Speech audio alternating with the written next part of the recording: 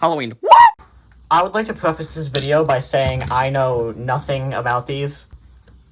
Unlike most of my videos where I at least have at least a little amount of background knowledge on what I'm reviewing, I don't know anything about Exo Force.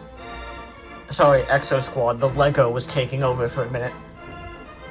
All I know is that my dad had these when he was a kid, and when we found them at the flea market, he got really excited, and $5 later, here we are. Now, I don't know the names of either of these, so we're just gonna call this one Pig and this one Big Orange. Cool? Cool. Big Orange looks a lot like a submarine. And as someone who is a big fan of BioShock, I really like that. I really appreciate that all the details are pretty much stickers. Stickers that have lovingly peeled off in the 30 years of this existing. Something that is scary is that there is a lot of hinge joints on this thing. Translucent plastic hinge joints. If you're not in the know, translucent plastic is very brittle and can break very easily over time. So you just gotta be a little cautious is all. Why would I want to be cautious? I want to play with my toy. I don't know what this thing is, but you could pull it out for some reason. I'm gonna slide that back in there and then forget it could ever do that ever again. Does this rotate? Oh my god, it does. The articulation is minimal, where these things can move on a nice ratchet joint, and the legs can kick, go back, and have ankles, I guess. They have working pistons, so that's pretty cool. Outside the clear bits, the figure feels pretty rattly, but it does feel nice and dense and like you can get a good plan. And also, the main appeal of this is that it's a mech suit that you can put a figure in. And by golly, I think that's neat. So I busted out the 3 3/4 action figure bin to pull out a G.I. Joe to see how well this will work. I tested it out on my bootleg Sentinel Miles, but I'm not sure if that's, it's a completely different scale, and the Sentinel Miles barely fit, so I think this will probably go a lot easier. Okay, wow. Outside of the upper legs not really closing all the way, this works really well. This is really neat, actually. I can see how a lot of kids could get into this, especially if you had figures around this size. I think a clock on this side was a missile launcher at some point, but it has since lost all of its missiles. What a shame. But this one has a grappling hook, which you have to turn to get it to work. It's got some force in it, but I don't... Yeah, if this wasn't tied on, it'd be lost too. The weird thing is these missiles feel like you can pull them out, but I don't want to. I don't want to break it. Next on, we got Oinkers over here. What a stupid joke. And while the other one had a few bullet hole stickers in it, this one is just covered in, like, cracks and, like, holes, and it's also very yellow. I love the aesthetic of this one. It has the vibe of, police motorcycle, and that's cool. It reminds me of Pat Labor, if anyone knows what that is.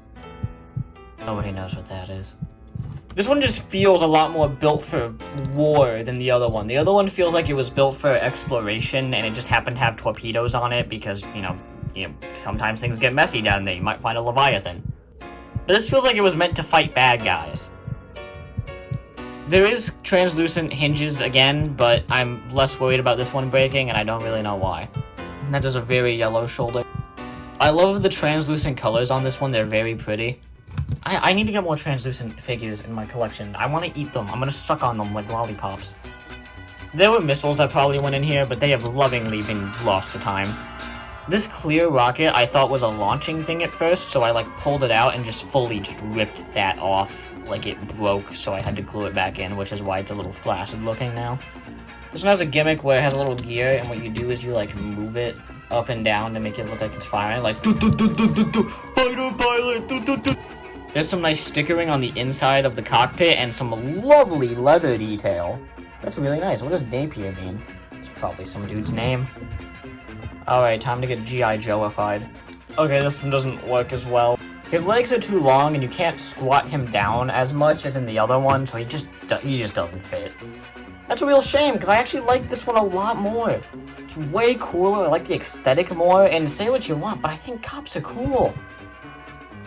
I don't know, maybe I'll just have to find some actual figures from this line to put this in. Wait a minute. Megamind! Doesn't work. Spider-Man! Cobra Commander! Megamind! The G.I. Joe, I put inside of them. Oh, sorry, guy. The AIM guy! AIM! These are fun. Oh, they work tracking down. No, not really. They're fun little toys that I'm glad that I have and have at least experienced now. But they do seem fragile, and I feared any moment I could just drop and break it. I am glad that I do have them in my collection at the moment. But I got these for $5, and frankly, I wouldn't pay more than $10 for these. They're fun toys that I'm not sure if they have a real place in your collection unless this is like the main thing, or you have other 90s toys to go with it. They're fun, but I wouldn't say they're crucial to anything. So if you find these at a flea market for a good price, I'd say I'd recommend them. But if you see somebody selling them for more than 15, 20 bucks, I wouldn't go for it. Unless they're in, like, spectacular condition. Like, better condition than when they first came out. Anyway, I found a rat in my attic, and I need to go boil that now, so bye.